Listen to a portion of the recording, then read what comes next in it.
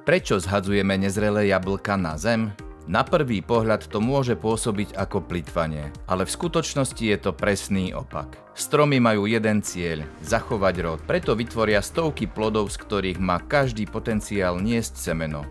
Netušia, koľko z nich zničí mráz, krúpy alebo nedostatok opeľovačov. My ale nepestujeme stromy kvôli semienkam. Pestujeme ich kvôli šťavnatým, chutným plodom. A na to, aby boli skutočne výnimočné, musí ich byť na strome tak akurát. Čím viac listov, tým viac energie. A čím menej plodov, tým viac výživy dostane každý jeden z nich. Prebierkou zabezpečíme, že ostanú len tie najsilnejšie, najlepšie umiestnené plody. Dobre presvetlené, plné minerálov a chuti. Budú trvácnejšie, voňavejšie, budú mať viac farby a viac radosti. Úroda po prebierke často váži rovnako ako bez nej, len je zdravšia, krajšia a chutnejšia.